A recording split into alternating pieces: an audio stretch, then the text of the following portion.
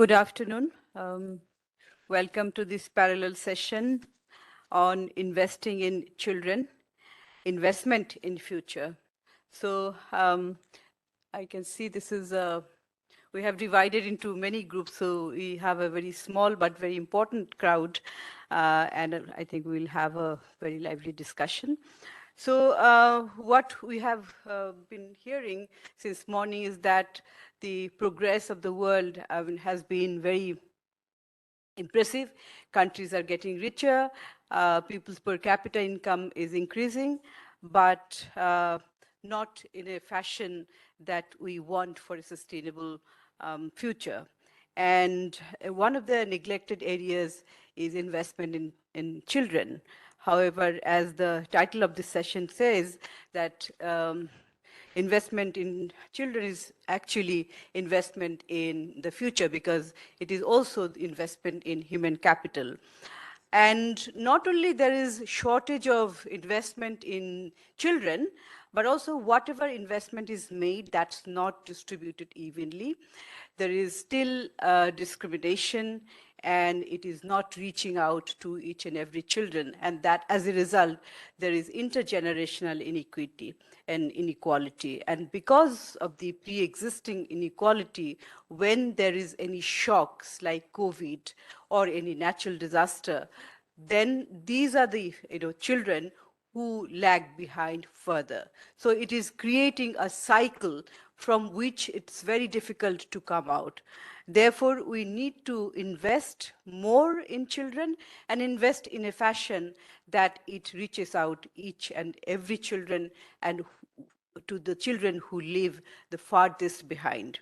So we have, I wouldn't speak much because we have an excellent set of speakers in this session who are experts in their own rights. And there are 7 speakers. I will introduce them as we go along. In the interest of time, I will not take time and then repeat again. So I will request first, the first speaker is, okay, before that, let me just give you the structure of this session. So I would request each speaker to take 5 minutes as an opening speech. And during that, you can focus on a few issues, 2-3 issues, and make at least one recommendations so that which we can suggest to the T20 later on. And also after the speakers finish their opening remarks, I'll open the floor. If there is any comments or questions, you can do so during that period. And then in the end, if there's any time, then I will come back to the speakers for 1 minute, but if not, I will just summarize and conclude. So with this, I would now request Professor Pinaki Chakraborty. He is the Vice Chairman of Institute of Development Studies, Jaipur, former economist at the Asian Development Bank, New Delhi. So over to you. Your time starts now.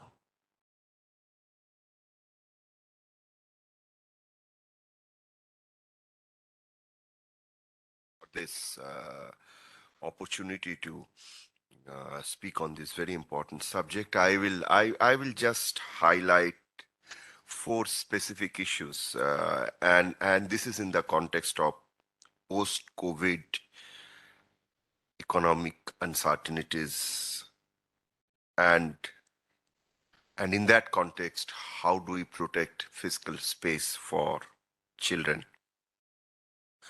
Post-COVID recovery has shown a couple of very challenging dynamics when we look at macroeconomic policy. One is, of course, we are facing an uncertain economic environment where there has been an increase in global recovery is very uneven across countries. Second is rising global debt. Today, if we look at total public investment made in social sector, I'm not talking about children alone, social sector, and if we look at the total debt servicing cost, the difference is negligible. So the debt cost is a huge cost, and there has been advanced countries increase in debt to GDP ratio by 120%, reach to a level of 120% of GDP, and for the developing and the emerging market economies, the ratio is also very high. And IMF data, recent study shows that it will take 2026 for the debt ratio to come down and see its impact on the budget. In other words, there is a major strain on the fiscal space that is available for primary expenditure, for development, for social development, for children, for women. So in that context, what are the possible things that we can do? I think one issue that one has to understand, there is a limit to the standard macroeconomic policy. And that limit to the macroeconomic policy became very evident when you look at COVID.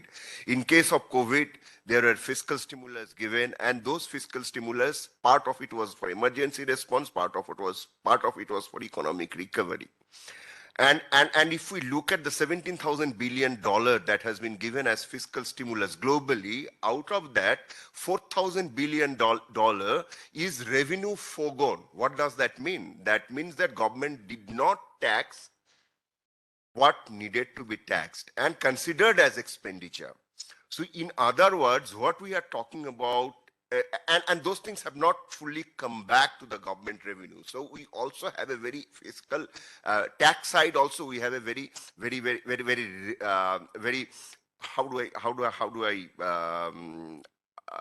explain? I think tax side there is a scope for increasing revenue. I think that is one way to protect space for investment in children.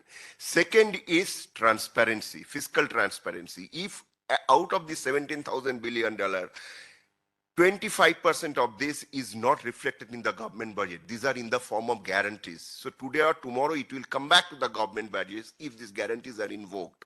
So in that case, again, we'll have a strain on fiscal situation. So given this limited fiscal space, I think there is a need to rethink about the way we do social protection. And some limited evidence that I had collected when I was in UNICEF Chennai's office for some of the states in India, it showed that in states there are, I think this is true for many other countries. I think there are 500 plus social sector social protection scheme with very insignificant allocation. I think there is a need for an integrated social protection program. If we can have a single window clearance for investment, for FDI, I think government can always think of having a single window clearance for social protection schemes. If that happens, we could probably converge social protection scheme, allocate investment more effectively, and can reprioritize expenditure. And the last issue that I would submit to this audience is the issue of linking investment to outcome. I think that is extremely important. And outcome, as we know, we have not been able to really get a real handle on outcome since outcome is multidimensional. I think it is very important to take 2-3 very basic outcome issues, outcome indicators, and link investment to that outcome. And if that we do, I'm not saying that if there is, I'm saying a progressive outcome indicator. I'm not saying that if investment outcome is low, it should be supplemented, but it should be replaced by private investment, which has happened in education and health. But it is important to ensure outcome is provided by the public investment through higher efficiency, and we should work towards that. I think having an outcome indicator framework would be extremely important. Thank you very much. Thank you very much. That was really concise and to the point. And you are right in time also. So now I would turn to Ms. Jessica Owens, who is the Regional Advisor for Social Policy, UNICEF. So Jessica, if you would focus on the issue of out-of-school learning loss and some of the other issues, malnutrition also. Yes, thank you very much. So maybe we started off with the macroeconomic situation and the constraints that this is posing on the fiscal space and our ability to invest, but to need to invest. But maybe stepping back a moment, I would like to take this opportunity to talk about the 3 crises that have impacted children, and that often we do not focus sufficiently of how they have impacted children. So the first one is COVID. COVID-19. And this is we all know it as a health crisis, a pandemic, a health pandemic, but we also know that it has impacted livelihoods, the economy, but more importantly, I think it has also impacted profoundly children. And so I wanted to just take a moment to share with you a little bit what these impacts look like in terms of children. So initially, we have some estimates. We know that there have been impacts across the board on children. The first one is on nutrition. So on nutrition, we have estimates that suggest that an additional 9.3 million children could experience wasting, and 2.6 million children will experience stunting globally due to the indirect impacts of COVID-19. The other impact that I want to highlight is the impact on education and learning.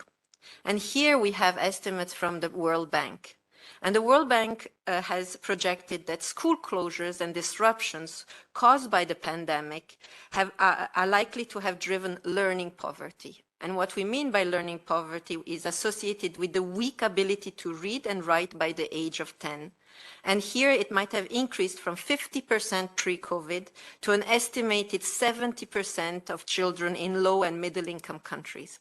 And the final figure I would like to share with you is the fact that what COVID has highlighted, which has been something that has not been spoken enough of, is the mental health of children.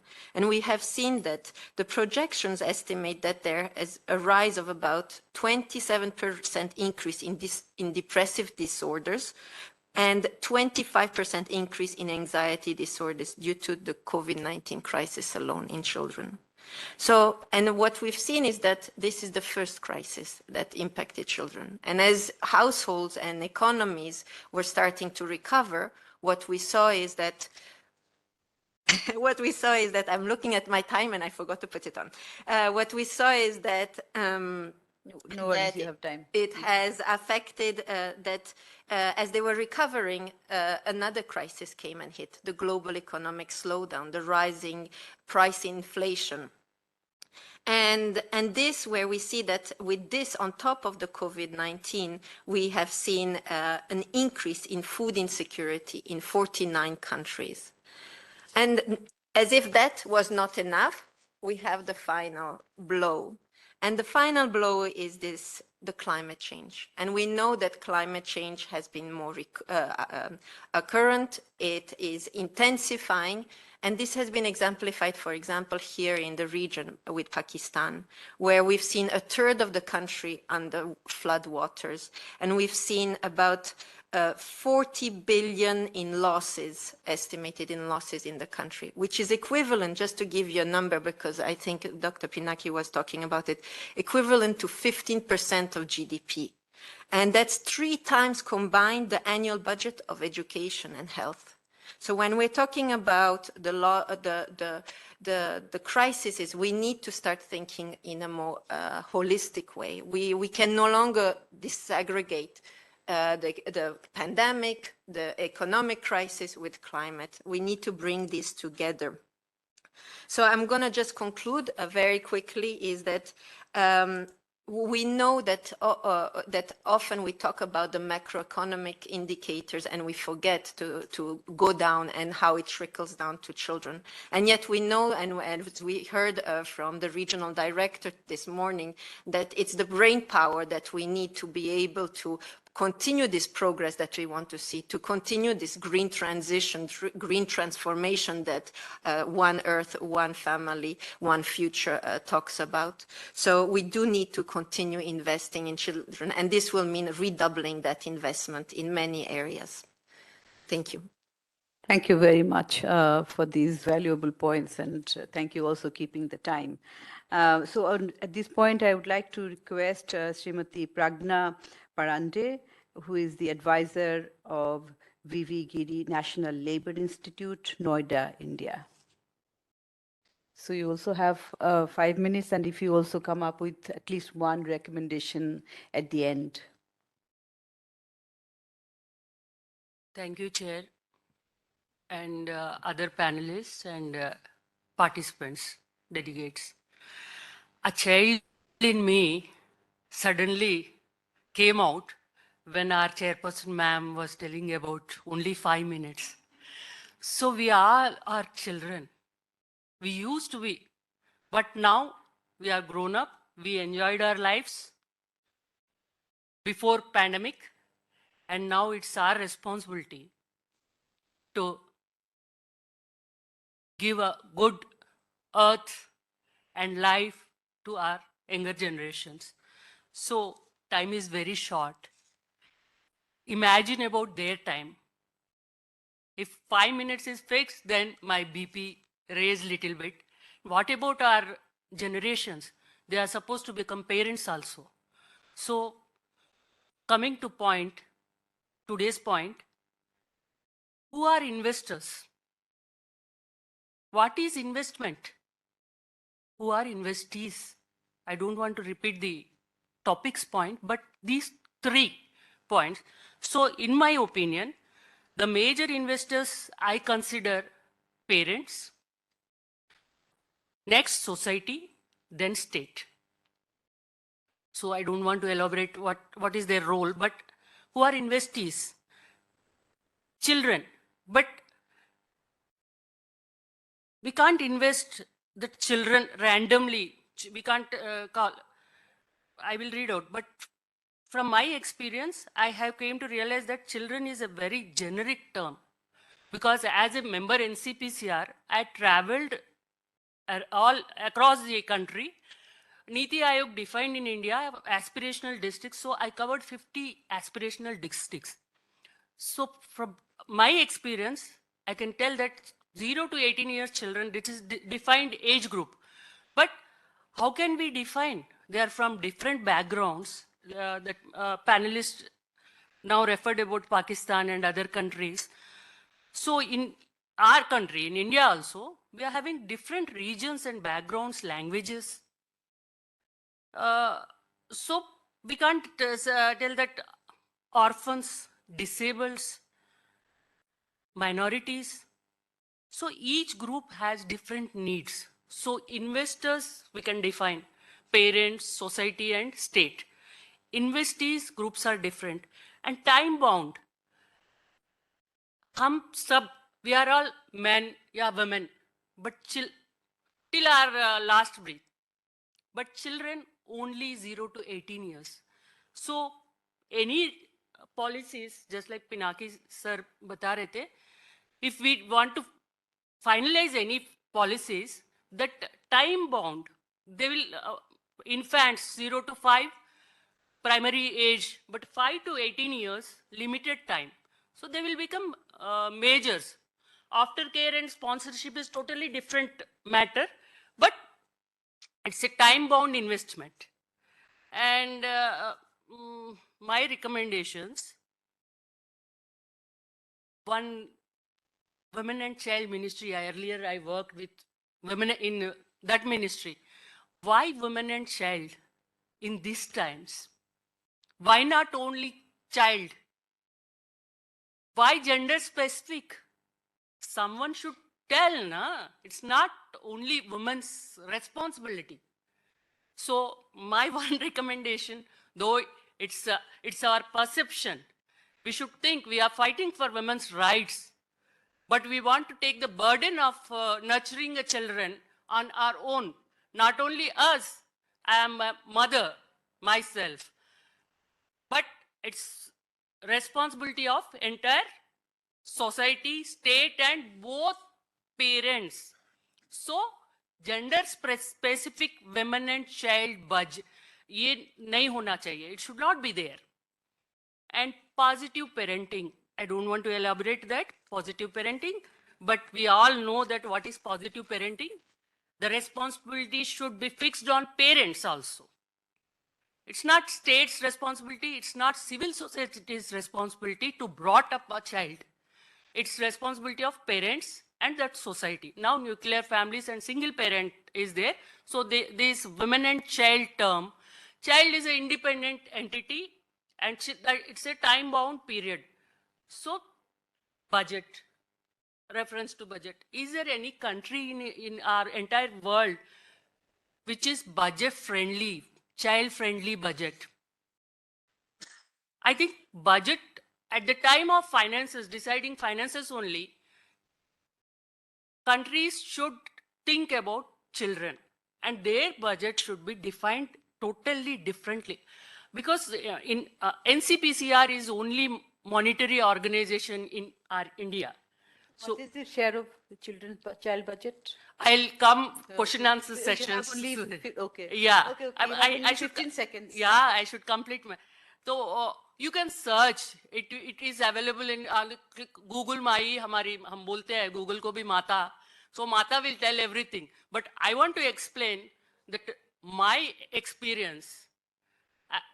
I traveled across the country, but I stayed in an orphanage as a young volunteer in Hyderabad for more than 6 months.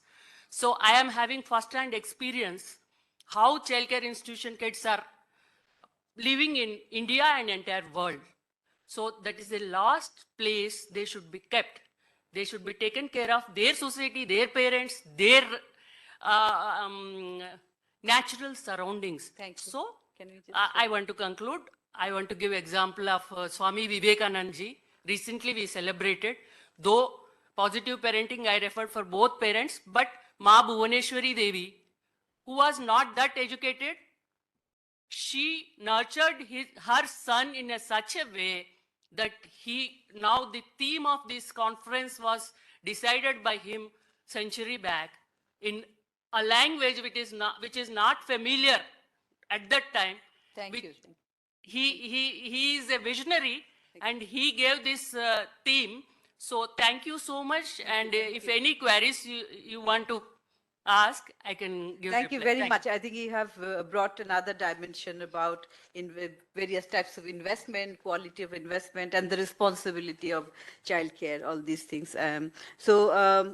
I'll just move on to the next speaker, Mr. Dominic Richardson, who is the Chief of Social and Economic Policy Analysis, UNICEF. So Dominic, if you can focus on some of the issues about spending, how that should be, and also how social protection can be promoted and all these issues again. Yeah. Thank you, Chair. It's great to be able to come and talk to you about these things. There's no social development without child development, not if we believe in cognitive capital and human capital arguments. And there's certainly no chance of achieving a world beyond individualization if we don't manage child development properly. We need to improve how much is spent on children, but also how and when is it spent. I could give you dozens of good examples of countries that spend money badly. Investment isn't just about how much, it's how smart it is. So what's the one thing? So in the past 12 years, the population of the planet has grown by 1 billion. What's the one thing they've all got in common? They're all under 12. The kids are making up the growth of our population, and our policies should reflect that. But unfortunately, they don't. It's clear if you were to look at how governments across the world, low, middle, upper, and high-income countries spend their money, they don't reflect the best evidence base. I'm sure someone like James Heckman would have a lot of complaints when he saw how much was spent on the youngest children in any country that is basically outside of Western Europe. The existing balance is not good. If you were to be born in a low-income country, you could expect the government, based upon most recent data, to spend about $11,000 throughout your entire life course, 0 to 18. If you didn't go to school, that would be $2,300. So about 90% goes to the education system, compulsory. So that 2.3 is spread out on everything else. Only 6.7 goes to the under sixes, 6.7%. And that's where caring for children is most important and social protection is most important. That's where maternity, birth grants, parental leave policies, child care, human service, that's where they all sit. If you go up to a lower middle income country, it's 18,000 if you stay in school and 13,000 if you don't, and 8.2% on the under sixes. Still not good enough. James Heckman would be very sad. We should all be. If you go to a high income country, It's $195,000. This is in purchasing power parity. These are comparable dollars. If you stay in school or not, it's still about 195,000 because kids are staying in school, which is no small. It's no surprise given the investment that goes into the early years, which is about 27% of total. Given 6 years is a third of 18, we might expect 33%. We don't get that high anywhere. That type of money is not being spent, except perhaps in Norway and Sweden, which do have child-focused budgeting to some degree. This type of inequality in the spending, this type of spending drives inequality between countries. It keeps lots of kids out of school, in child labor. 18,000 children die a day from poverty-related causes. Child well-being is worsened everywhere. The difference between high-income countries running off and achieving what they want in this world in comparison to low-income countries is made much more possible simply because of the inequality in spending on children. I used to work at the OECD. I wrote the first book on child well-being for that organization. So when I heard today that those indexes of child outcomes and well-being weren't affecting policy, I felt quite sad because they do. And it's a good way to look at the range of things children need because family policies and child policies are complex. There's like a dozen in an average country. I mentioned a few earlier, but there's not too many social protection policies. Smart countries have 1, 2, maybe 4. Maternity, paternity, universal child benefit. They don't have dozens. Anyway, it gets me to social protection. There should be more of it. In a G7 country, actually my own, G7 country, the government spends about 40% of its entire budget on social protection. 40%. In all of Europe, following the Second World War, the expenditure on social protection was advanced ahead of growth. It is not a matter of waiting to afford it. At least that's not what it was in Europe. We need to change, and it's great to hear the G20 in India talking about change. I'm hearing my colleagues talk about fiscal consolidation and investment. Some things just cost. Children aren't always investments. Disabled children aren't always investments. We need to think about, just quality of life sometimes. So what can we do?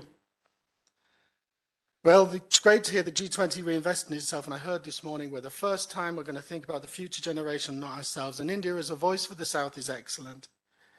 UCB's universal child benefits are simple, sustainable, and scalable, and they're not more than a couple of % of GDP, and we borrow an awful lot already. Thank you. The G20 through COVID implemented the Debt Standstill Service Initiative. That made money available for countries to invest in social protection, health and education for their kids. At the moment, 1 in 5 low-income countries spend more on debt servicing than they do on all of those 3 sectors combined. We need to ring-fence our spending on children. We need to treat the underspending and the inequality in spending as a crisis equivalent to COVID or climate change. Because without doing that, I'm afraid there's no way out of our present challenges. Thank you. Thank you very much, Dominic, for raising those issues. So in line with that, I would like to also now request Ms. Alexandra Barantes, who is a senior associate at the Development Pathways in the UK. So if you can focus on, in line with that, the wellness of children and how that can be ensured. Thank you. I'll go right in the line after my previous speaker. So I've got 3 points that I would like to make and sort of focus a little bit more, sort of narrow the focus from what he was saying with regards to investing in children. And the 3 points that I want to make across is, the first one is that social protection, like any investment or any policy, is not neutral. Right? Human rights considerations, moral considerations, ethical considerations, like we've been hearing all morning and all day, have a say in policy making and in policy choices. And so no technocratic choice, however good intentions we have, are neutral from that perspective. So that's the first point I wanted to make. The second point, and it links to what we've been hearing this morning as well, is the difference between going for a big heart and a small heart. And if we want to continue moving ahead in the social protection field with a small heart, we would continue focusing on them versus us. We would continue focusing on the poor versus the non-poor.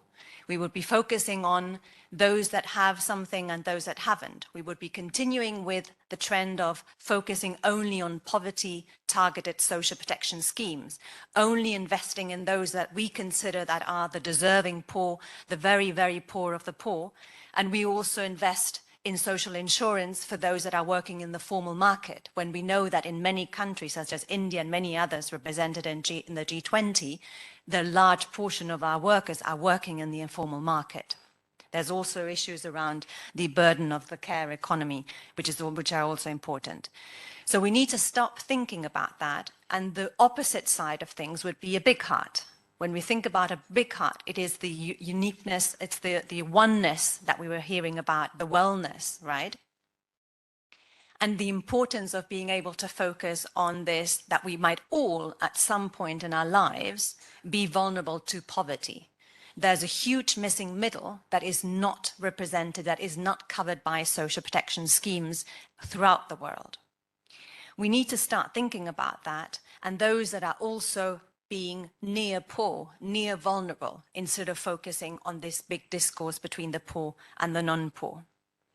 And then the third point that I wanted to make, and the final point, which links to this idea of a big heart, is the need for a new model. Just like we were hearing about the need of transforming a new model for the economy, the same thing needs to happen with social protection and investment in social protection. There is enough fiscal space. We just heard that there is the idea that it's scalable, it's sustainable, and it's feasible. But there is also a fiscal space if we make the effort of actually investing in children. And so this new transformative model around social protection needs to be investing in inclusive, universal, and life cycle social protection. And the way that we can come, and hopefully this is one of the recommendations, is that we need to invest in universal child benefits. History has proven that this is possible, that it is feasible, that, as we were just mentioning, it is actually a priority when we come to a crisis. And COVID-19 has shown that we're all in the same boat, right? So instead of going with this small heart and continue on that trend, we need to focus on the big heart and investing in inclusive social protection, such as universal child benefits. Universal child benefits can be progressively achieved by starting small or starting at a level that is scalable from 0 to 2, from 0 to 4, and then eventually you can become a country that actually invests in all children between 0 and 18. And this is a way of making sure that wellness and oneness principles and also human rights principles around dignity, around non-discrimination, and around equity are actually incorporated into the policy making. I'll leave it at that. Thank you very much. Thank you very much for this really important issue you have just rightly pointed out and suggested very important policy recommendation. I think at this point, I would like to request David, Dr. David V. Harris, who is a professor at Columbia University at the Center on Poverty and Social Policy. So, David, you have heard the panelists. So I would like to request you to share your reflections on what you have just heard, and if you can also, highlight some of the issues from there. Thank you, Madam Chair. I want to thank the women on the panel and the men on the panel. My colleagues at UNICEF. I'm just a fellow at UNICEF, but the people at UNICEF have been so inviting, the conference organizers, and the folks in this room. I'm reminded of a teacher I had in high school. It was a music class, and when people would show up late, he would lecture those of us who were there on time about being on time. So this is a room presumably of people who understand the importance of child and family policy. So first of all, thank you for being here. And because of that, I want to underline 3 points at risk of repeating what my co-panelists have already said. The first point is young children. And this would be my primary recommendation. Young children have been at the back of the line. If you look around countries in terms of what they spend on age of children. And it's the exact opposite of everything we know about child development. So for those of us who care about child and family policy and know about the importance of human development, and particularly child development in the earliest years, that's something that needs to be reversed. Not by taking it away from kids who are older, because we spend too little across the life course, of course, of children, but to make sure that as we invest new dollars, that we are upping proportionally what young children get, so they can start to move towards what they really need. Without doing that, we're just going to miss the boat. So that's my first point is young children. My third point's a lot like that. Second point, universal child benefits. This is underlying also what you said. It's one path to get here because it's, as Dominic said, scalable, evidence-based. And you can also start, as you said, with young children and then progressively add ages over time. As we move closer to 2030, and we've lost ground in some ways, moving towards the SDGs, to the extent we can't do everything at once in each country, when we're looking at targets for children in poverty and targets for children more generally, by starting with young children, we can move towards that. So it's not to undermine the larger goals, but to say that if we can't do everything at once, we should be starting there. And the third is that India has a tremendous opportunity here as leaders here with the G20 to really show the way that kids get their fair share and that young children are included in that. I know that's not 5 minutes, but I will yield back, balance my time. Thank you. Thank you very much for those points, David. So I would like to thank my panelists and, of course, the special discussant for keeping the time. I think we deserve a round of applause at this point in time before I open the floor for your comments and questions, but be very brief in your comments, and also if you have any questions to any panelist, you can do so right now. Yes.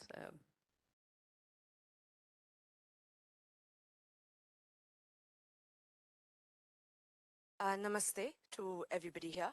On the panel, I heard a lot of data, and as a researcher, I love data. But I also know one of the challenges with data is that the human side of that story is lost when you look at the data.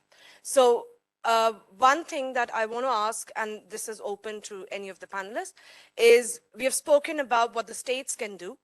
And we are talking about children, but children are not present in this room, and their voices are not heard. They're never given platforms to raise and give their needs, bring their needs forward to the countries or whoever is at the decision-making level. So what recommendation would you give to the G20 countries on how they can include the voices of children in their decision-making process and make sure that they become central to their sustainability agenda or their development agenda? Thank you. Question. Yes, please, here. Thank you, Chair. And I think if you identify yourself. Mustafizur Rahman from Center for Policy Dialogue, Dhaka, Bangladesh. Thank you, Chair, and the panelists. Thank you for your insightful observations, comments, and suggestions. I have one observation and one suggestion. The observation is the point about fiscal space that you have mentioned, and many of our panelists also picked up. I think what is important is how do we prioritize? You see, we talk about demographic dividend. We are talking about aging societies. So, and we also know from research, the earlier you invest, the greater is the benefit.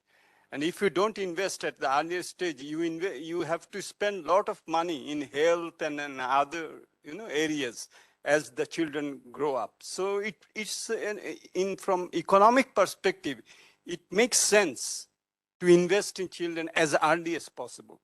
So this is one. The second is, I think, for the G20 also. I would like to particularly mention about the children who are refugees. In Bangladesh, we have one of the world's largest, we tell it, displaced people. We don't call it refugee because of political, things. But the children in those refugee camps, for example, in the Rohingya camps, 60% are children. No? And this is a breeding ground for fundamentalism and recruitment, etc., etc. But we are not, looking into it from that perspective. But we don't see a concerted effort on the part of the global community to help these children. Even in which language they will be taught has now become a political issue. Because whether we want them to go back, then they will have to be taught in Myanmar language. And if we want them that they will not be able to go back, but they will have to be integrated, then you will have to teach them in Bengali, for example. So I would like to suggest that this be a point for G20 to look at, because the cost of not looking at it may be very high. Thank you. Very much. Yes, the back. Yeah. Please introduce yourself. Yeah, myself Rakesh Singh. I'm an startup. Basically, I'm agriculturist.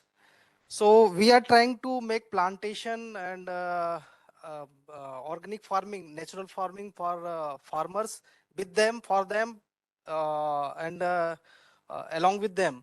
So my suggestion and my opinion for this plantation perspective of G20, we can include this in course also for plantation very deeply with the help of all the government policies and plantation by seed ball. Seed ball is a very cheap technology by which we can grow the plants, and this is the this will be the responsibility to grow up to when he is steady along with. And this will be the mark, means what I can say, it is not just a formality only. It should be seed, tree, plant, and then tree. So this would be very helpful for the global warming and climate change action also. Thank you. Sorry, taking a moment just to introduce myself. Sure. Yes, My na- please. Yeah. My name is Vani Manuraj. I'm a CEO of a Delhi-based NGO called Chetna Conscious of Women. So having worked in the field and also with NCPCR, just that was the purpose of that question. Thank you very much. Thank you very much. Any other hands?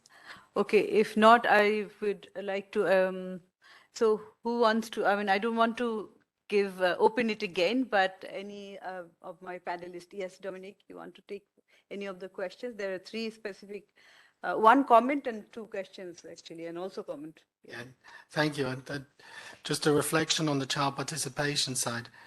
I agree that the stats can often hide the reality. It's a job as a good researcher to draw out that reality and make sure those stats are just indications. That's why work on things like Beyond GDP is so important, to make those stats more human all the time. I think child participation in a qualitative sense is a challenge, but it's the same with surveys of adults. Those surveys that we use for calculating poverty are often missing the most poor, and our child participation efforts are often missing those who are least accessible. And the challenge is always getting as much participation in with the least bias, and I don't think anyone's really solved it yet. Though we have attempts with the U report in UNICEF, and we've been working in our Office of Research on broader qualitative samples of children going to the poorest areas in the countries we work in. I think the comment on the fiscal space was really a comment, but when we've been looking at spending on education, we've recognized that the expenditures in cash are different from expenditures in services. The cash has very low fixed capital and lots of transfer, and services with lots of high fixed capital. If you don't get the footfall in the high fixed capital areas, you're not getting your money's worth out of those. If you're not spending enough in the early years, every school system is suboptimal. You don't have the schools are not being utilized fully. So you can borrow off the future to some degree, which I think is interesting. Just one thing, the one thing that connects the two is the universal child benefit. You want a child census, you want to know where every child is, you want to be able to talk to every child if you want to, and you want to be able to build every school in the right place and a health center in the right place. The universal child benefit will tell you where every child is. So it's not just about the money, it's about system strengthening. Okay, I'll give 1 minute each to Alexandra and Dr. Pinaki. If my other panelists please forgive me. Yeah. Just wanted to comment quickly on the fiscal space issue. With regards to social protection, the same thing applies. Just like any social protection, social policy in general has human rights implications, the lack of moving forward something progressively on a fiscal perspective has also human rights considerations. And just like member states or state parties of all UN human rights tools are signatories of these agreements and conventions on the right of children and have signed on the right to social protection, they have also signed rights and treaties on fiscal policies and making available resources for social protection. So that's why I think it is also important to, when we're talking about fiscal policies, also to acknowledge the fact that countries have an obligation to also try and find. And it's also ultimately, as you, I think, said, it is a matter of prioritization. It's not that there is a lack of funding. It is an issue of how much do you prioritize children over other aspects and sectors. Yeah, I just want to address this issue of fiscal space. It's very tentative. My sense is we are talking about fiscal space post-COVID, and that has to be, looked at very differently than fiscal space for children in an environment which is less uncertain. I think we are in a more uncertain economic environment, and in such uncertain economic environment, there are 5 critical uncertainties that is going to affect household. One is food deficit. 49 countries, I think, was mentioned by Jessica, are in food deficit. Food inflation is 23% in 48 countries. We have got huge increase in household debt, and we have got huge increase in government debt servicing cost. Commercial borrowings by governments have collapsed countries in the last couple of months. So in developing world. So I think it is about reprioritization of expenditure. It is not only about expenditure, it is about increasing resources. It may not be only taxes, it's also about non-tax revenues. It's also about equitable borrowing by the governments. Borrowing is very unequal. The terms in which you borrow bilaterally as a poor country is very different than multilateral borrowing. So borrowing will have to be equitable so that countries don't pay up whatever they mobilize domestic resources to pay debt servicing cost in a dollar-denominated debt. I think that's the major issue for many developing countries. I think we need to look at these issues when we talk about protecting fiscal space. So there is a need for reprioritization of expenditure. There is a need for equitable debt environment for both developed and developing world. And third, there are ways we should find for innovation in revenue mobilization. Thank you. Thank you very much. Would you like to, 30 seconds, I don't want to, make you feel bad because I'm feeling bad, but people will be waiting outside. 30 seconds. They please. took entire time. We should not be that honest because this topic is much more important than all other topics. That's why we can take time. But I want to give reply to your question. 2.34 is children budget in union budget. But it's divided in different ministries, education and one point I wanted to add is investment is not only monetary. Yes. We can invest that Vivekananda just referenced, that's why I gave. And this question Vani put, this is also one of the point. Time we can invest on our children, spiritual knowledge and traditional skills. They are also investments. We never consider all these other faculties as an investment. So thank you so much. Thank you very much. Here from the left, would you like to add something? I just wanted to maybe just finish with the idea of the one family. And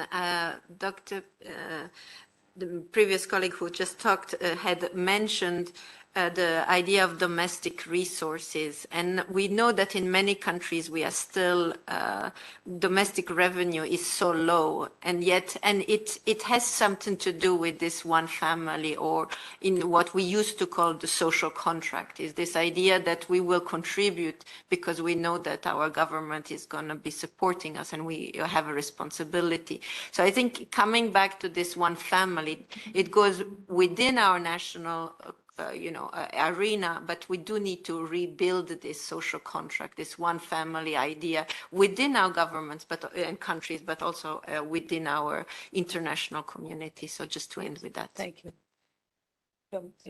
David. Thank you.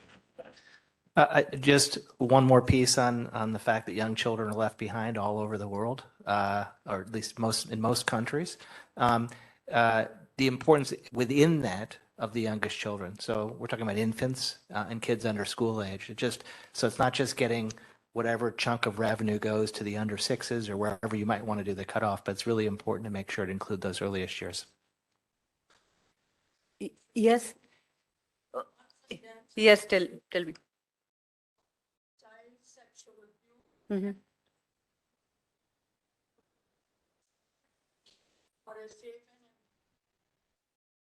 Children. Okay, thank you very much. That's a very important recommendation. So I would quickly conclude. I will not summarize what has been said, but the recommendation part, of course. So I think a number of recommendations have come up, but many of them are interlinked. So I think what we have heard from our panelists and also from the audience is that early childhood development is very important. We have to start from the as early as possible.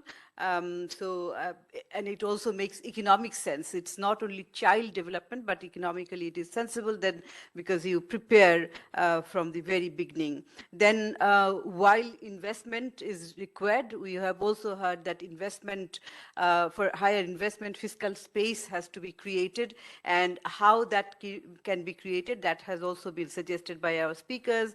Taxation, higher revenue collection is one, and then also reprioritization of resources and investing in children has been mentioned.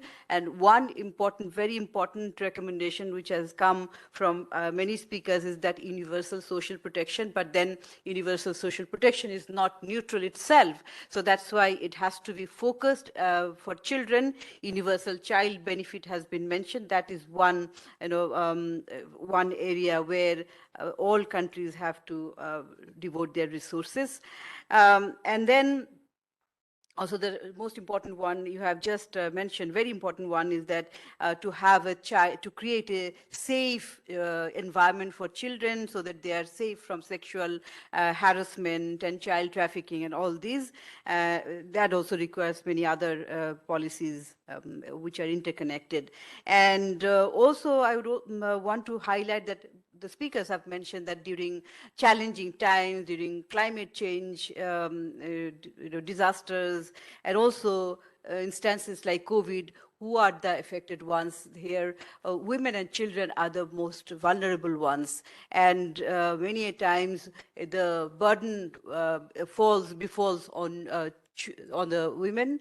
That's why more resources, more direct cash transfer should be also for the women and for the girl children. The issue of learning loss has been also mentioned by some of other speakers. So that again brings us to the investment issue. So investment, but then focused investment and universality of those investment is very important. I think with these words, I would like to end here, and we will put some written recommendations to the T20 so that they can have, they can put it in their policy briefs or whatever they will produce at the end. So with this, I would like to thank my panelists and also the audience for your lively discussion. Short, but very focused and important, I would say. Thank you.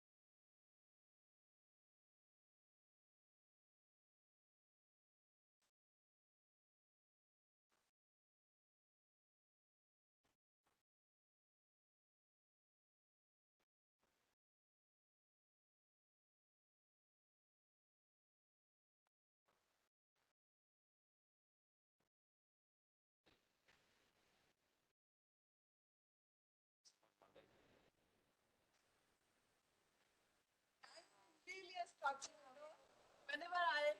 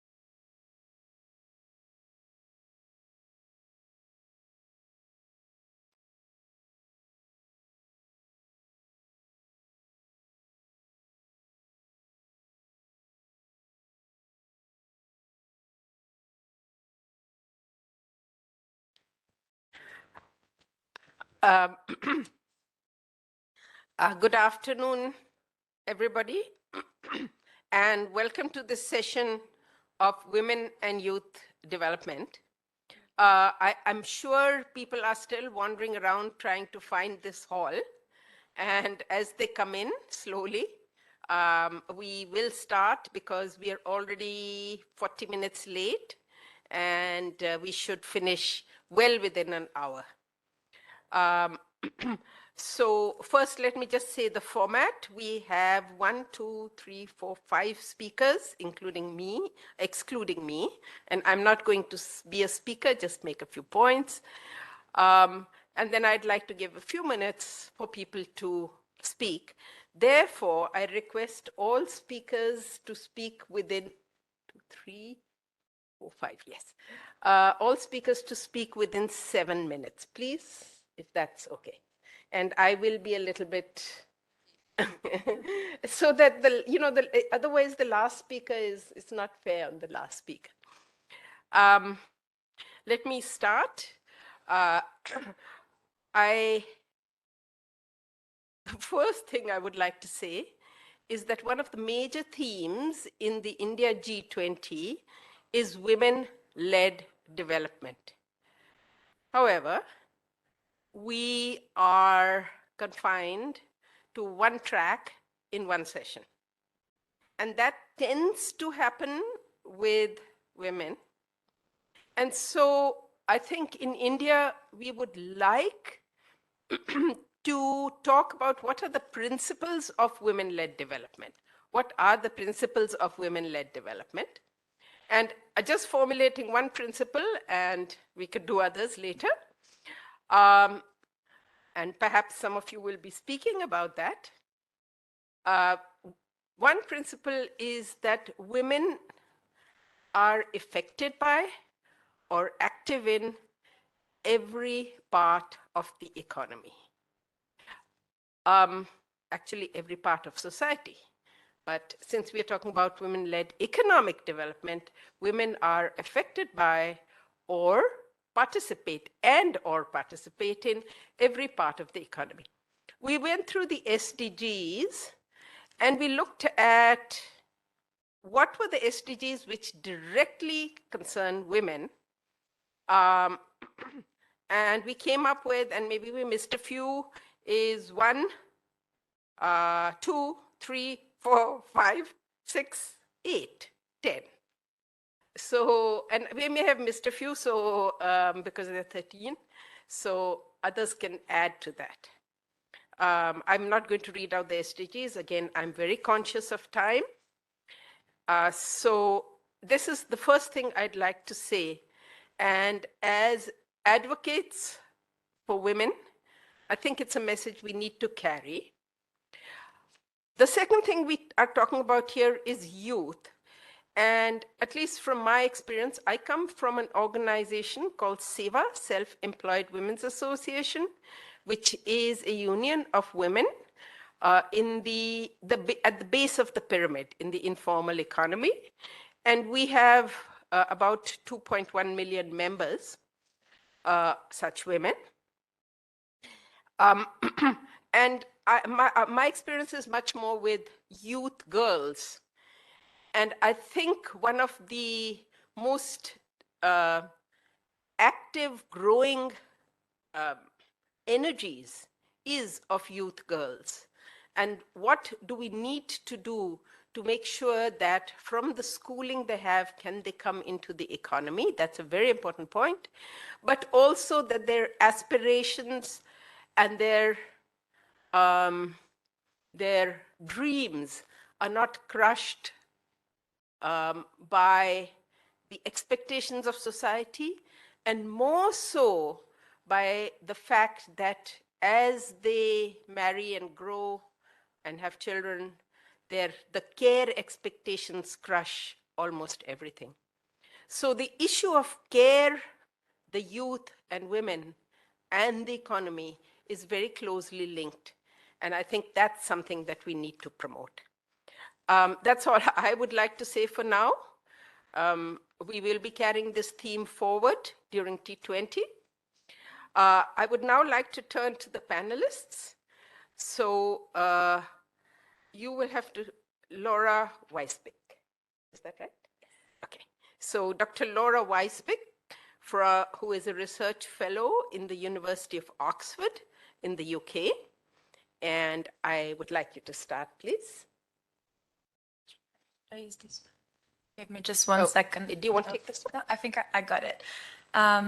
Such a pleasure to be here, though I have to say that kind of identification says that I'm a researcher at Oxford, which is true.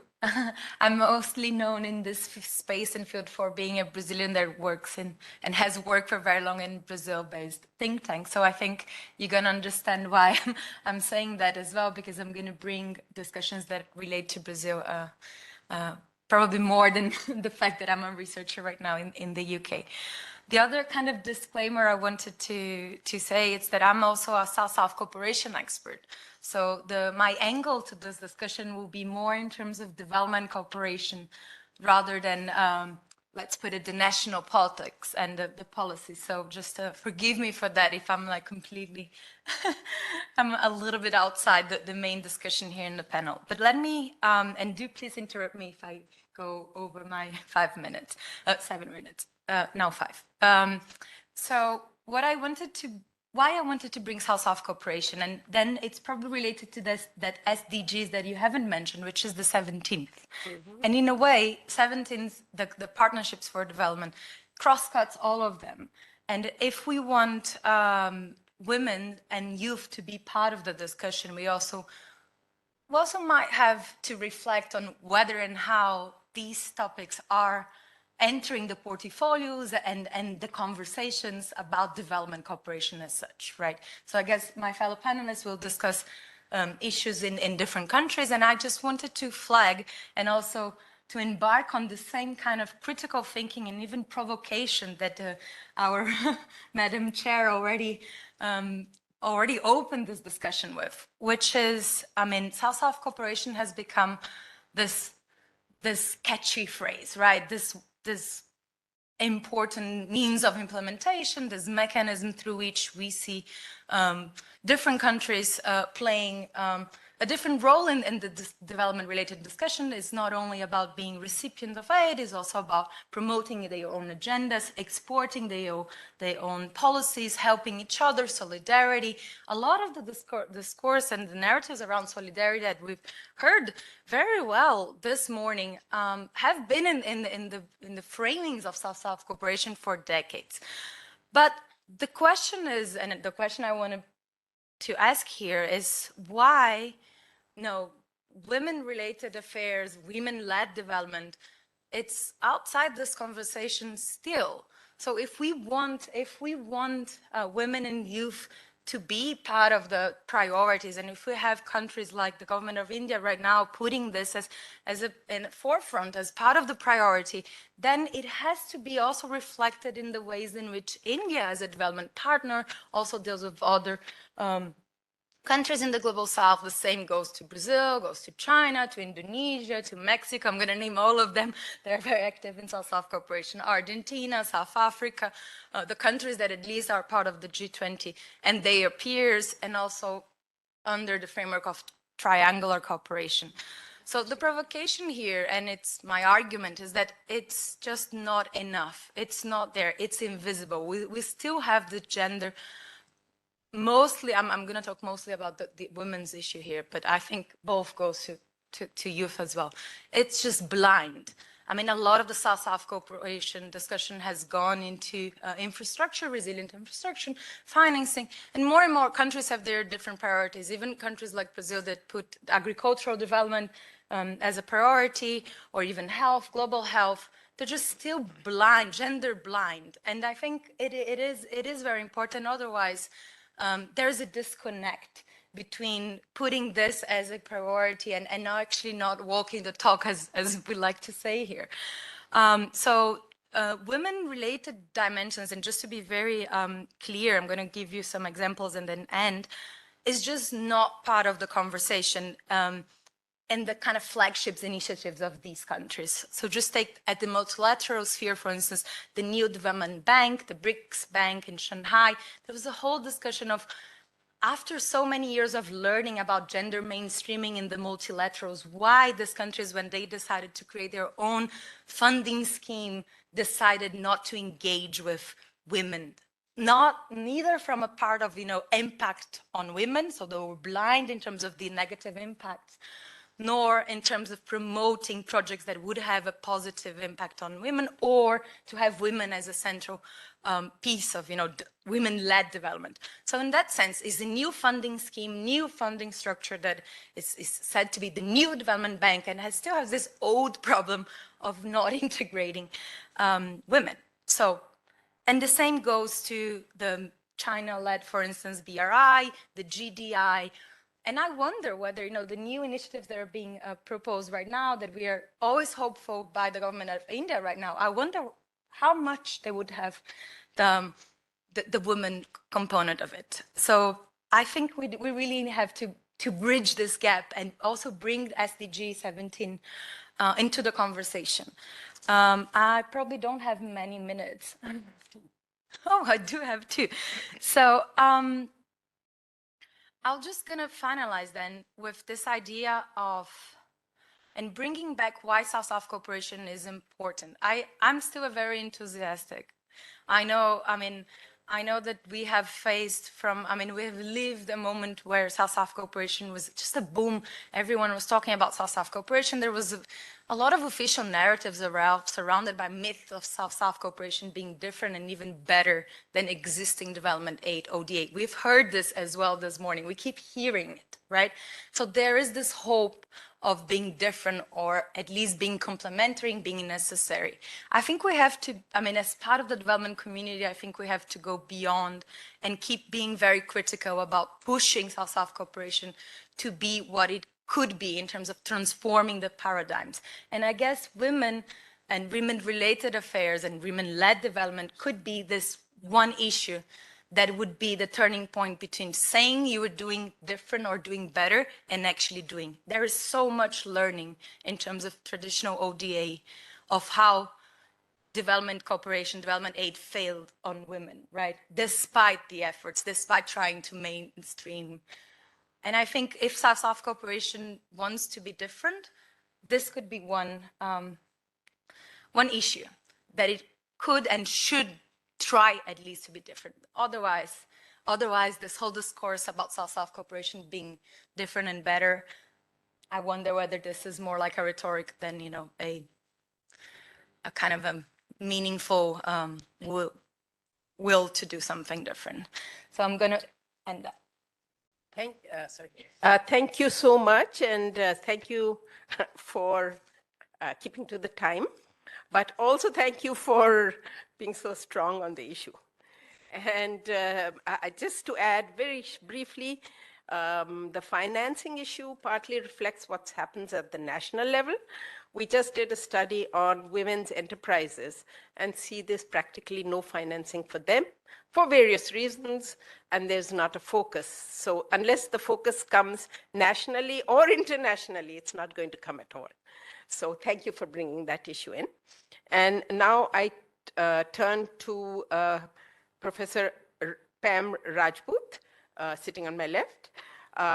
Professor Rajput is Professor Emeritus of the Women Development Studies Department in Punjab University. She's also the founder of Women Development Studies, a long-time advocate for women, and has been our delegate in W20 in Indonesia and earlier. So, Dr. Rajput, 7 minutes. Thank you so much. Try to.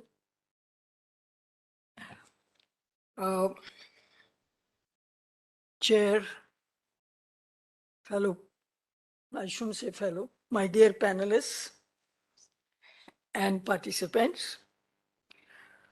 At the outset, I would like to thank RIS for organizing this event and not forgetting this critical theme in the whole scheme of the program. Also, I want to take the opportunity to say that India has rightly, chosen to say that there is need to accelerate the SDGs and the G20 agenda. For the simple reason, only 7 years are left, right? 23 and 33. And we all know that among the intersecting crises of COVID-19, climate crisis, rising economic insecurity, there are apprehensions, and it has been said in the morning also. It's quite possible we may not be able to achieve, agenda by 2030. In fact, the UN Women's Snapshot report, clearly talks about that it might take centuries to acquire to have gender equality. And we have, of course, World Economic Forum going on. Again, the forum which says it might take about 132 or 135 years to achieve gender equality. Now, given that kind of a scenario,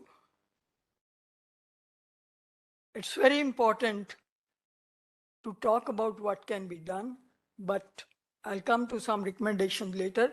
But today I want to focus on the theme, and that is women-led development.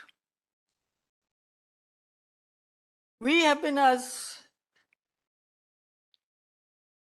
activists or as scholars in women's studies, have been talking about WID, WAD, GAD, and now comes the women-led development, And this paradigm shift that we say, it clearly comes from the vision of the Honorable Prime Minister. And it is there in social, economic, political, and everything. I want to share that model. And innovations have been, attempted. And they have affected the multidimensional poverty, bridge the gap between men and women in terms of health, nutrition, educational attainment, etc., etc. And also, since she mentioned about that I have been attending W20, Women Empower and women's groups in C20, they have been, coming with their demands to G20 in terms of financial inclusion, labor inclusion, digital inclusion, women in decision making, and violence-free atmosphere in the whole future of work. But where are we? If you look at the OECD report, right, clearly much has not been implemented, right? In spite of the fact, when it comes to declaration, we feel very satisfied. A paragraph has been added, this language has been added. But when it comes to reality, what is happening, it is not there, and it is this concern, which we have to take note on. So this paradigm shift in our model, which we are calling as women-led development in India, has a holistic approach where gender mainstreaming across policy, nudging behavior, enabling legal provisions, increase financial assistance, and India is the only country which has taken the step to integrate gender in intergovernmental fiscal transfer processes, done by the Finance Commission. Now, maybe my friends would refer, I would quickly like to, and especially when Renana ji is there, she is there, that there are schemes like Stand Up India, the Mudra Yojana, where there is an attempt to see that women are not only job seekers, but they are job creators. And every woman, to quote the Honorable Prime Minister, they have entrepreneurial qualities and values, and they can become stakeholders in decision making if they are financially independent. So this women-led development actually focuses on that provide an environment which is free of the drudgery, which is free of the kind of unpaid role that they play in bringing firewood, fetching water, and all that. So how to remove these so that she has time to this thing. So I want to share with you, we have National Rural Livelihood Mission, under which 65,000 crores have been given by banks, and out of that 28 lakh self-help groups have been benefited. And similarly, I'm just looking at my watch also. What I want to say is that many schemes are now coming, whether it is JAM, which is called as Jan Dhan Yojana also, where women have been, the bank accounts have been opened in their name, and this digital transformation and the direct transformation is also taking place under that. Similarly, in business processing outsourcing, there are also close to 50%, 34% women are there in the IT, 50% in the business processing, this thing, 25% directors on women in this thing, and STEM. STEM, we keep talking about it, and India has the largest percentage of women in STEM. 2 minutes, sure. Now that I have only 2 minutes, let me come quickly that recommendations, right? So I'm skipping the schemes which have helped these women to really lead the development. What I want to say is that this women-led development, which we are talking today, it can't be explained in 5 minutes, right? And if we really want the G20 countries to learn and replicate, if I can use that word, replicate this model, it is very important that there is networking among the women and organizations and the academics from these G20 countries. Also, I would recommend that in addition to network, we need to have a knowledge hub, creation of research, training program. There is also need of gender data network, which is not there, 1 minute more. And that, I have been making this recommendation that when we talk about GDP, we do not include the contribution of women in the informal economy. So we need to revisit this concept of GDP. And finally, half a second I'll take to say that if we really want to visibilize women, we need to invest in them also. So investment, gender responsive investment is very, very important. We must have accountability framework, and that we are talking about South-South cooperation, that we are talking about global South cooperation. It is high time that feminist foreign policy informs these cooperation, whether it is South, and that could be when I have a last 1 minute, I'll come in over there. Thank you so much, ma'am. Thank you so much, Professor. and fully agree with you that many of the government programs have led women. There has been a major change in India, and many of the government programs actually have been part of that change. May I now go to Nepal? Dr. Dayasagar Shresht, he is the Executive Director at National Campaign for Sustainable Development in Nepal. And Dr. Shresht, can I request 7 minutes? Thank you, Chair. First of all, I would like to correct, I am not doctor. Yeah. I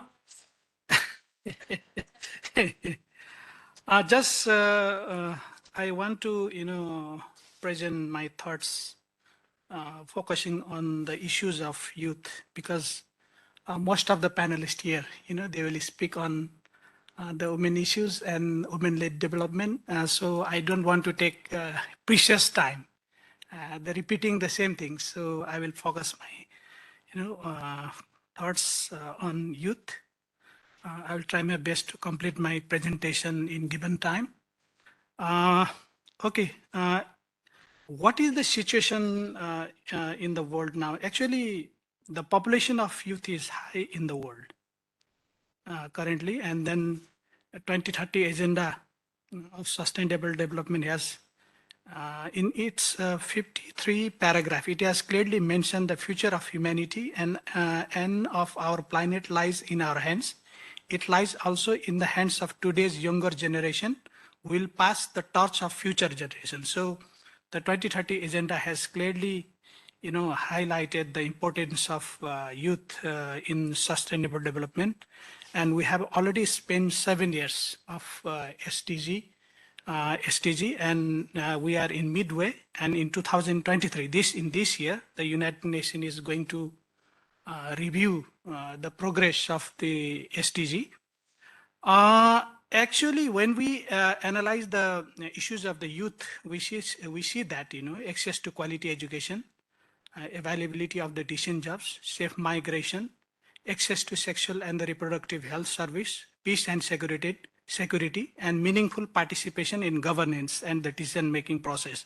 These are the critical issues of the youth. And I want to, highlight, some, on recommendations, how we can, engage the youth in development process and decision process. We can, we can invest in climate-friendly jobs. That is my first point I want to recommend. And the next, we must guarantee the labor rights and the protection of the young workers and access to training opportunities and lifelong learning. Technical education and the vocational trainings, they are very important to create the jobs and to, the upskill or increase the skills of the young people.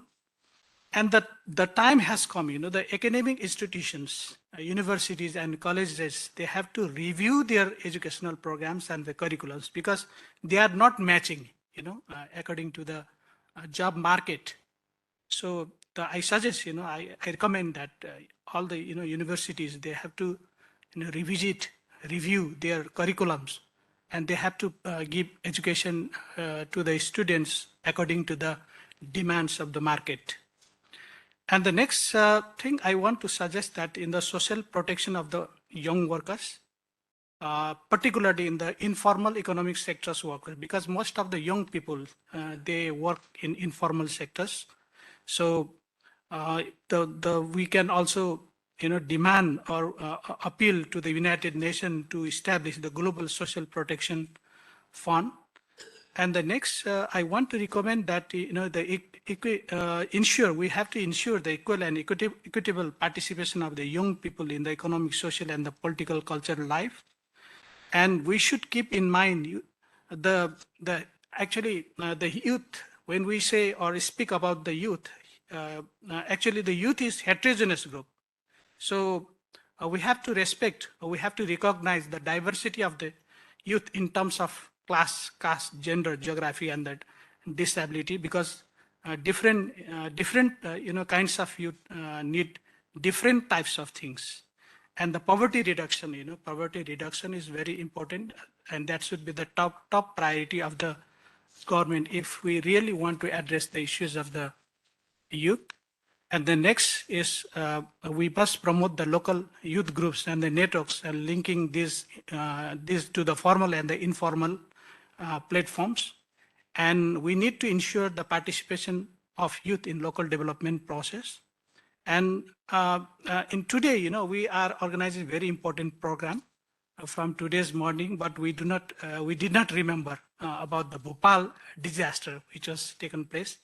I forget the year, but my suggestion is that the disaster, we have to actively participate the youth in disaster preparedness, awareness, and disasters efforts. And we also need to focus on community infrastructure rehabilitation and the local groups. And the next is my suggestion is we must protect. They must be protected. The youth must be protected from the gender and the sexual violence because they are facing different types of discriminations. And the comprehensive and the sexual education, comprehensive sexual education for the youth is very important. And all the governments should accept the youth as the development partners. And the violence and the armed conflict is another critical challenges being faced by the youth globally. And all the member states, even the G20 countries, they also need to seriously adopt the UN resolution 2020-50 to avoid the youth from the involvement of their possibility in the armed conflict. And the youth can play very 2 minutes, important role. Mr. Swift. Youth can play very Mr. important Swift? role in the development process. just- We can categorize their roles. They can play a role as the critical thinkers. They can also play a role as the change makers. They can be the innovators, and they can play a role as the communicators, and they can be the leaders also. But in governance process, we should encourage them in their participation, and we have to build on enabling environment. The governments should create that enabling environment for the youth so that they can increase their participation. And the next, when we analyze the situation of South Asia, we see that the political parties, should encourage the youth in their political parties so that we can increase their representation in political process. And these are some recommendations to address the issues of youth and to make them involved in development process. Thank you. Thank you so much, Mr. Shrestha, and especially thank you because, as you rightly commented, we are all speaking about women, and though we do speak about girl youth or girls, but the youth as a whole, as a force. Thank you for bringing that in. May I then turn to, we haven't met before, so I don't know the pronunciation of her name. Wauchlin, I thought so. Dr. Polly Wauchlin. She is she's Assistant Professor, Department of Women's Studies in Guwahati University. So please go ahead. And 7 minutes, as you know. Thank you so much, Madam Chair. An honest confession, I am not an economist. And I'm an outsider in certain ways because I'm among the economists for the first time because I am from geography. And later on, I specialized through my research work in gender studies and women's studies. So I prepared something, but after listening to the speakers, I felt that I had to rewrite everything and speak today. And the last speaker, when he spoke, imagine there is no evil. So while listening to the speakers today, all panelists, I felt that, imagine there is no women. So I don't know why I felt it so strongly. I felt that, yes, now they are going to speak about women. Now they'll look into those issues from gender perspective. Now they will say, yes, one of the main criteria is gender, one of the main criteria is women. But which I saw lacking today in the speakers, among the panelists. And it also is a reality check for me, because when we are among the women's group, we feel that, yes, as ma'am has stated, Chair ma'am has stated that, yes, there are a number of schemes which is done for women's development or development-led scheme for women. But is it a pat on our own self? Like, yes, there are lots of works which are happening on women, but I feel that no, like still now, when we talk about development, it is so very androcentric in understanding development. And it is so very, the gender aspect is missing. So on the basis of what I heard today very attentively, I wanted to add certain aspects there and how it can, and how we can make it a very comprehensive. This is my perspective. So what I feel is that when we look at today's development, then I feel that it is not development as stated by one of the renowned eco-feminists, that it is maldevelopment. So, and because when it is development, it takes everyone along. So if we talk about today's development in today's time, the benefit of development is not equally enjoyed among everyone. And we are talking about women, but what about the third gender? Nowhere third gender is seen in the development process, even when we say women-led development. But what about the third gender? So that is going to make it more inclusive. So when we talk about development, all this shit should come in. And why I again say it's maldevelopment, because it is creating some sort of disbalance when we talk about development. A certain section of the people are getting developed, but a certain section of the people are staying behind. They're getting more marginalized, and it is not taking everybody along. And is it good? No, it's not good. So if we are talking about development, then and the consequences of maldevelopment is immense. Like if we look at any data on women, on gender, the gender gap is subsequently increasing in India. If we look at the FGD goal 5, it is the worst performing goal of all the goals. And the consequences ultimately is violence. One of the consequences is violence. So what I feel is that if we really want to talk about empowerment of women, just talking about economic empowerment of women is not enough. Along talking, like when we talk about economic empowerment of women, social empowerment of women is equally important, because it goes hand in hand. We are not talking about, when we talk about economic empowerment, just giving job to women is not economic empowerment. Having rights, all economic rights, land rights in toto, in true sense, may in subsequently is also is important way of looking into economic empowerment. So, so it gives emphasis, like I feel that when we talk about empowerment, social empowerment should also get its due importance.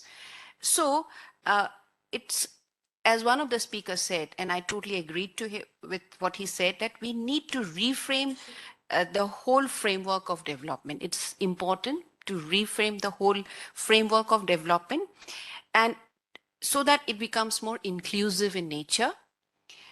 And when we make it more inclusive in nature, gender should be one of the important parameters. So instead of having one panel discussion and talking about gender in one separate panel discussion, I feel as a scholar who have been working in this field for more than 10 years, I feel that gender should have been a lens in every session, in every layer of when we talk about development. And when we are talking about financial inclusion, the strategic gender needs of women should get its due priority. When we talk about just women having a bank account, but she is not operating it, she doesn't know how, because these are the findings which comes out through the research work, and this as I am highlighting few of the findings, like we say that yes, this many proportion of women are financially included, but are they really operating, are they really a part of that financial inclusion? Do they really know how to operate in the bank, how frequently they go? So the study says that their strategic needs are not included in the financial inclusion. So those strategic gender needs of women should also be included to make it more inclusive. And again, one of the speakers say that development is purpose driven. So why can't that purpose be gender driven? So this purpose should be gender driven to lessen the gap of gender inequality. And this will create added value to it, which will have multiple layers and multiple sector of benefits, which the human being, the so-called, when we say human being, again, I feel that when we say human being, it's just, we are talking basically from androcentric point of view. But again, when we talk about these values, again, the values may have conflicts. Then one of the speakers said that if there are conflicts in the value, when we talk about value, then those values should be supplemented by our moral values, our ethical values. So those, in these ethical values, gender should be a parameter when we include when we talk about development and value. So there are various things. So these values, when we look at ethics, when we look at values, when we look at well-being, when we look at governance, we should look through gender lens and add gender perspective, and then add development to it, then it will become more comprehensive. So since I'll wind up by adding one point, because we are talking about life in this this present in India, it is given huge importance. But when we talk about nature in India, we talk about Prakriti and Purusha. So, but Prakriti, Purusha without Shakti is nothing. So all three are important: Prakriti, Purusha, and Shakti. So without any of this element, none of them are important. So maybe my was a bit conceptual understanding or my thought about development. So my recommendation would be that in every section, when we look at development, the gender perspective should be added in every layer of development. Thank you so much. Thank you. Thank you. That was really took us to a different level. I heard from both the sides. I think Dr. Rajput talked about how much women have advanced, whereas Dr. Polly talked about how much we are behind. And both things are actually true, because we're looking at thousands of years of a social structure which needs to be changed. And there has been change. But now we see how much is left to change. So I think those two perspectives, how are they to be combined into one? We need to think. And there I pick up another of your points, which is we talk to each other, to like-minded people. We need to be talking to the people who, I'm sure the people in this room are like-minded. But what about those who aren't in this room? They are the ones we need to be talking to much more. I now come to the last. By the way, I wanted to tell you, I have been noting down, because one of the questions that came up was, what is women-led development? I've been noting down all your points, and I think you're giving some really valuable points, which we can put together, and then I'll circulate to you. I come now to Dr. Beena Pandey from RIS, who is a scholar who has worked with RIS for quite some time. And I'm sure she has a good presentation, but it's behind me. So, oh, it's also in the front. Great. Thank you. Thank you. And again, just 7 minutes, because then we'll have a little time for questions. We'll still have 10 minutes. We have 10 minutes, ma'am. No, you have 7 minutes. Okay, ma'am. Thank you, Chair. And I'm privileged to be part of this session. I'm thankful to my DG RIS who has given me this opportunity to be part of this session. For this women issues, I'll just take all of you a little bit back, how women's issues are graduating from time to time since inception of G20. Ever since 2008, G20 meetings have been held annually, and within that, Women 20 launched during the Turkish presidency in 2015. 2015 and 2014 are, I think, they are the turning point in the G20 or T20, because in 2015, W20 came out, and in 2014, at the Brisbane, they were talking about how to reduce the gender gap in the labor force participation rate. That is the main crux of the thing, why women are not there in the labor force participation. So according to me, what I feel is that W20 and women entrepreneurs finance initiative. These are the most important initiatives that have strengthened the enabling environment for women empowerment, resulting in better quality of life. These two, W20 and V5 are working for women. So we have to utilize these facilities. Actually, what they are advocating, this should be reflected in the G20 declarations. Though various declarations and communiques issued after every G20 summit and ministerial meetings, they are the real testimony of their firm commitment towards women economic empowerment and tackling other critical issues. We have been talking about the gender issues since 2012, women economic empowerment, discrimination, quality education, vocational and technical. There are n number of things. It is a worldwide phenomena for all these things.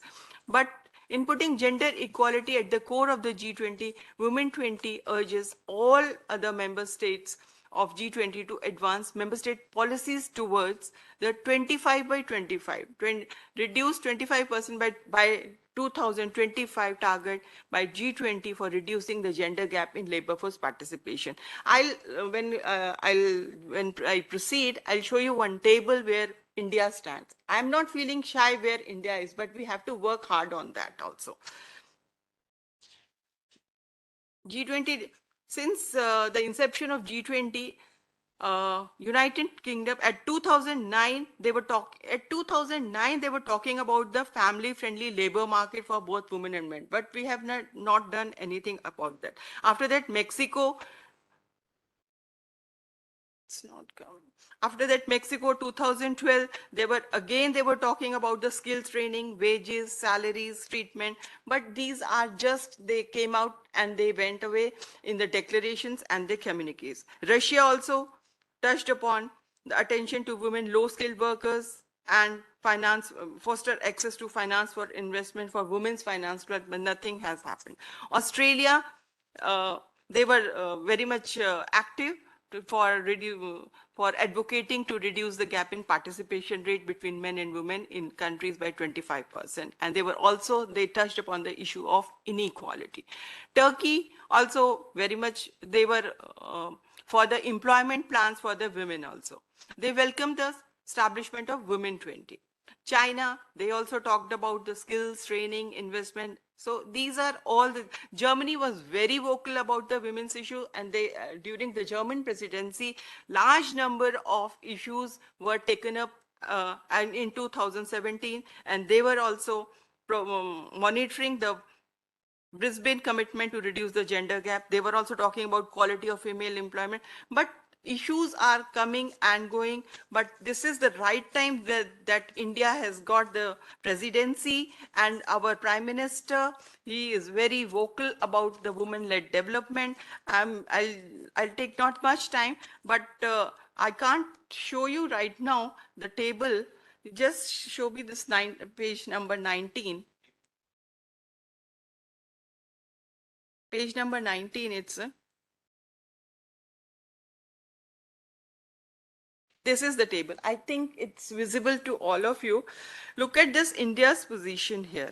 In 2021, we have only 19.2 labor force participation rate. And this I have taken from Human Development Report 2021.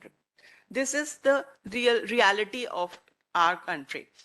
We don't have to shy for this, but we have to work hard. And we have, ma'am, this is my main submission here, is that for Women 20 is there, V5 is there, self-help group is there, and India is pursuing, so is Women Empower. Everything is there, and everyone is working in silos. So we have to literally work according to in a group manner, grouping is thing. This is the gender inequality in India. During India's presidency, W20 will focus on, this is our priority, that will be building leadership of women at the grassroots, women entrepreneurship, bridging digital gender divide, creating pathways through education and skill development. So large number of agenda we have taken. Okay, ma'am. But at this is the right time for India to showcase what we are actually doing. India has launched the Pradhan Mantri Jan Dhan Yojana, one of the biggest financial inclusion initiatives in the world to liberate the poor from the vicious cycle of poverty by providing them banking services. Access to basic savings bank account, need-based credit, insurance, and pension are the major components of this scheme available to the beneficiaries. We have so other schemes also, Mudra Yojana, as ma'am has already said, Mahilaye Heart, Seva, Lijjat Papa, these are some of the best practices which India is, we can showcase there. Amul Cooperatives, Mudra Yojana is also there. And apart from all these things, we should also focus on care infrastructure. That is the second thing which we literally India has to focus on these. We have best practices in the Uruguay's integrated national care system. We have to study that. 2015, they have launched this program. UK's model of care for carers also. Australia, already people are doing, countries are doing for the care infrastructure economy. So India has to learn from that, and India can showcase also them. But we are talking about strengthened women-led enterprises. For my submission is that, first of all, there should be awareness among women that we should identify, there should be simplified procedures for obtaining loans, reduce paperwork, more time for repayment. We should strengthen self-help groups and bank sakhis. They are encouraged to take the leadership and decision-making positions. And as everybody has said, that we have to SDG women's issue, goal 5 is a cross-cutting issue in all the SDGs. So we have to take them. We have to work on all the SDGs for the women empowerment.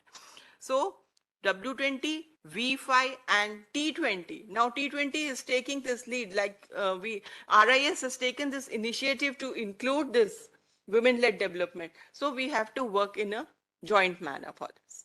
Thank you, ma'am. Thank you. Thank you so much. And thank you for, again, finishing in time. Thank you. And I especially thank you for bringing in the issue of care. Yes. Also, I think the history was very interesting. It was especially interesting because everything only came through W20. Yes. So there wasn't much in the G20 which we could point to. And hopefully this time in the communique, we may be able to point to something. We have just about 10 minutes left, and I can entertain 2 questions. So does anybody have the question, or is everybody tired at the end of the day? Yes, so 2 questions there. Thank you. One from you please, sir. We'll take both the questions, and then anybody who wants to answer can. So thank you so much for this panel. My name is Siddharth, and our organization works in the areas of skills, micro-entrepreneurship, and financial inclusion. I have 2, limited points. One, generally for the, youth working in the organized sector, one of the issues we face is, for youth to actually join skills programs is a wage premium which should come from the industry at the end of the skilling program. So that largely hasn't happened. So I wanted to understand if that is the same experience outside the country, and how do we really get the industry to have that premium coming in for a skilled person. And second, as ma'am rightly pointed out, to increase the labor participation of women in the workforce, they need to be exposed to new age technologies and future skills and many more skilling programs. But of course, the government budgets cannot really take the entire load on themselves. So is there a case for any other financing instruments or maybe a global capital to come into the financing of such programs which are focused on the outcomes of women skills and joining organized sector employment at the end of the training program? Thank you. You're next, yeah. Namaste. My name is Vani Manuraj. I am the CEO of a Delhi-based organization called Chetna Conscious of Women. And having worked with women and children on the ground, one thing that I've heard within the circles of civil society, donor organizations and the ministries is that we have a lot of schemes, we have a lot of policies, there's a lot of funding also available. But at the end of the day, projects and schemes do not have sustainability integrated into them. So you might have a financial literacy program where you're giving women in rural areas financial literacy, but they might not have access to financial instruments. They might not have access to banks or computers. So sustainability should be part of schemes and projects. How does the panel, what kind of recommendation would the panel give to the G20 countries so that sustainability becomes a part of their thinking, perspective, and the development agenda in itself? Thank you. Thank you. I would take that as two questions. One is the skill question, but the specific thing is, how does it work outside of India? So can I ask you if you know? Yeah. And I think Mr. Shrestha also, if you want to just say, I think you'll speak first. And if you have anything on how apart from the skills, how I think the question is, how do you finance? You'll get it. Let her talk. How do you finance people coming into the workforce, right? And does private sector do it? That's a very good question. Interesting enough, in Brazil, a lot of the what we call vocational training and skills development is coming from industrial associations that actually end up afterwards being integrated as public policies and national public policy, but started as part of associations that were industrial ones. And I guess, to be very fair, there are two major challenges. One has to do with deindustrialization in a country like Brazil. So the very skills and the very programs that worked for decades, so these are not new programs, are facing a real challenge of deindustrialization, because this is the paradigm that the country has, economic history of the country, and the fact that in the case of Brazil became a major commodity exporter, and there is a real question of what is industrialization in the 21st century and what it means also to integrate discussions such as, green jobs, green growth. So there is a room, and maybe even an opportunity, and I would assume this is true for Brazil, but also for India and others, that it's not only about thinking or rethinking existing skills or vocational training programs, but also how to reframe them, considering that the very notion of industry is changing, and it has to change.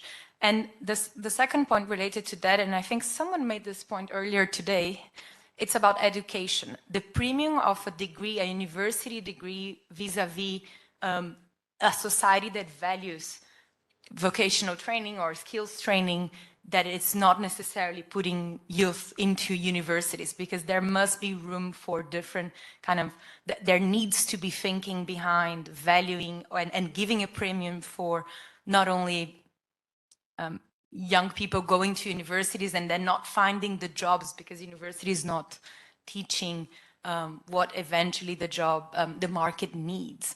And this is even more important in the context of thinking about this future jobs, including the green ones, right? So we have to think ahead in terms of what will be the skills that are needed for us to develop this industry.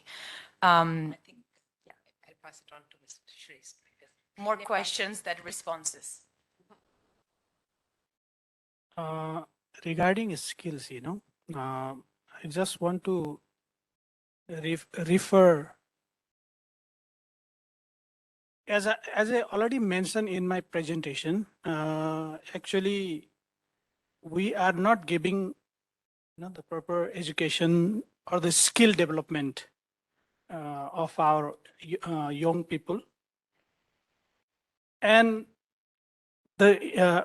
these universities and the colleges, and they are giving education and the skills, the skills and the knowledge, what they have achieved from the universities and colleges, they are not matched with the demand of the market.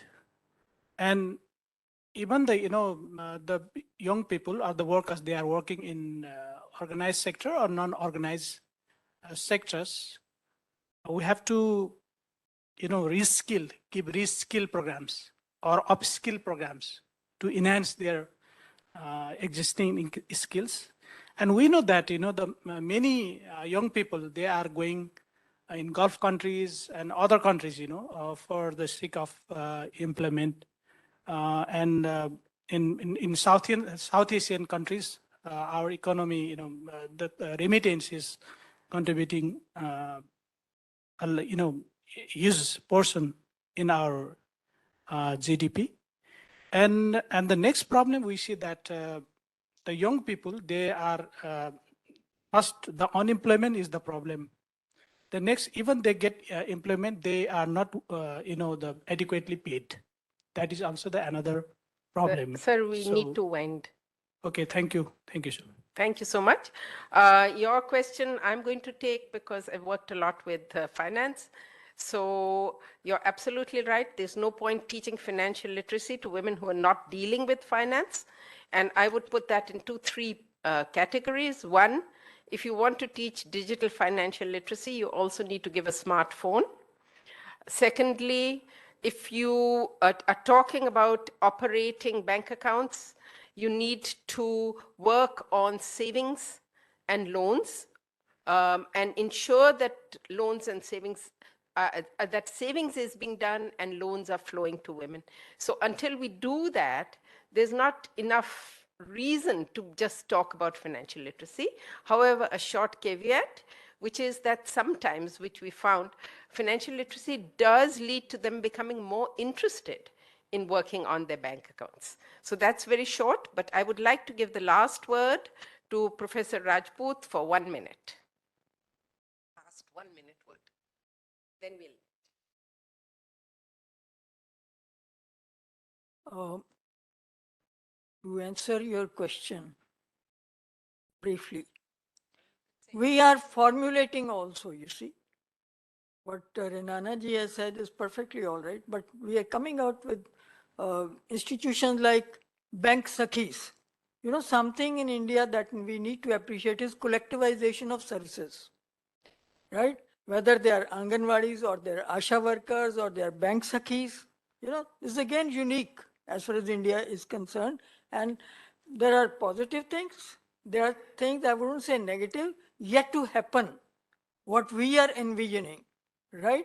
But since I have to have the last word, I would say that there is a need for advocacy in all the fora of G20, be it the different ministries, be it the engagement groups, maybe it is Youth 20, maybe it is C20, maybe it is B20, be it is Women 20, there has to be an alliance and energy put together to see, men, women, gender, that is, from human perspective, is there human development or not? I would put it like that.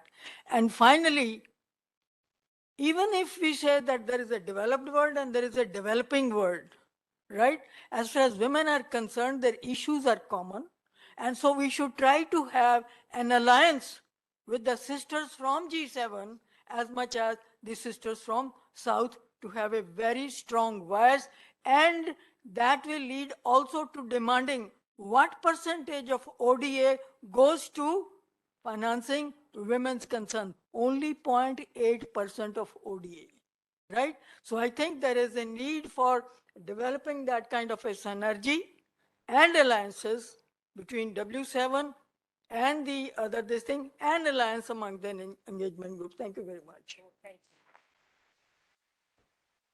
And on that strong and positive note, thank you. We will end this session. I'd like to thank the panelists very much. Your contributions were really useful, and I've been writing things down, and I'm sure RIS also has been. Thank our chair also. And thank you all for attending this workshop. Thank you.